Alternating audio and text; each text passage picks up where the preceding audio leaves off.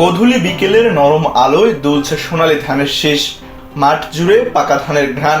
চুয়াডাঙ্গায় শুরু হয়েছে বোরো ধান কাটার ব্যস্ত সময়।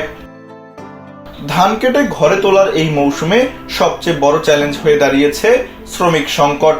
সময় মতো শ্রমিক না পাওয়ায় অনেক জায়গায় মাঠেই ঝরে পড়ছে পাকা ধান। প্রতি বছর দেশের বিভিন্ন জেলা থেকে মৌসুমী শ্রমিক এলেও এবার সেই সংখ্যা কম। যে শ্রমিক পাওয়া যাচ্ছে তাদের মজুরিও আগের তুলনায় বিঘা প্রতি কয়েক হাজার টাকা বেশি বলে জানান চাষিরা। শ্রমিকদের সংকট, শ্রমিক আছে 6 থেকে 7 জন, কিন্তু আমরা গৃহস্থ আছে 20 জন দাঁড়িয়ে। এক একজনের এক এক রকম কথা বলছে, আমরা টাকার পরিমাণ বেশি দিই, তাও আমরা শ্রমিক পাচ্ছি না।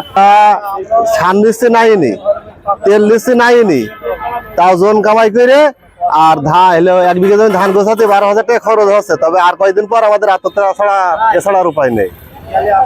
খবর আসছি, এসে ঘুরে ঘুরে চলে যাচ্ছে, জন পাচ্ছি না। হ্যাঁ, জন বাইরের জন আসছে না, ঠিক মতো আসছে না। জনের প্রচুর দাম।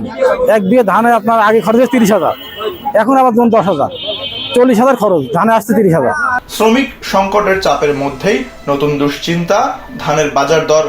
চাষিদের অভিযোগ, সার, সেচ, শ্রমিক সহ উৎপাদন খরচ বাড়লেও সেই অনুপাতে বাড়েনি ধানের দাম। ফলে ভালো ফলন হলেও লাভ নিয়ে অনিশ্চয়তায় তারা। ধান কাটবো, ধানের দাম নেই, এমনি জন পাওয়া আছে না। যে গরম রোদ গরম, খরচ খরচাকে ধানের দাম পাচ্ছি নি। ধান 1000 টাকা মন, তাহলে ধান করে আমাদের লাভটা কি? 22-23 হাজার টাকা ধানের খরচ।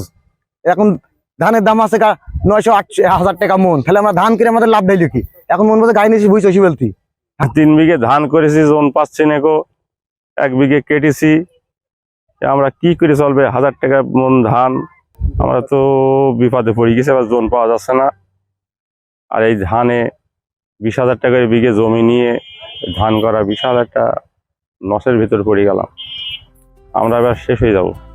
জেলা কৃষি সম্প্রসারণ অধিদপ্তর বলছে, চলতি মৌসুমে বোরো আবাদের লক্ষ্যমাত্রা পূরণ হয়েছে এবং ফলনও ভালো হয়েছে। শ্রমিক সংকট মোকাবেলায় কম্বাইন্ড হারভেস্টার ব্যবহারের পরামর্শ তাদের। এবারে বোরোর ধানের পরিস্থিতি অত্যন্ত ভালো, রোগবালাইয়ের উপদ্রব কম। যদিও বিভিন্ন প্রতিকূলতা গিয়েছে, তার মধ্যে থেকেও আমাদের এই জেলার ফসল নির্বিঘ্নে কৃষক ভাইরা আবাদ করতে পেরেছেন।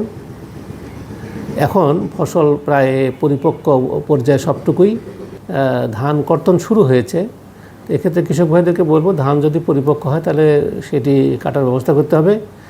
যদি কোথাও কোনো শ্রমিকের এই সমস্যা দেখা দেয়, সেক্ষেত্রে কিন্তু আমরা যন্ত্রের মাধ্যমে ধান কর্তন করতে পারি।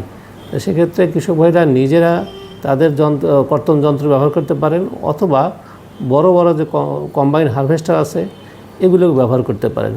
ভালো ফলনের আশায় মৌসুম শুরু করলেও ন্যায্য দাম আর শ্রমিক সংকটের সমাধান না হলে সেই আশার হাসি কতটা ঘরে তুলতে পারবেন সেই শঙ্কায় চুয়াডাঙ্গার কৃষকরা।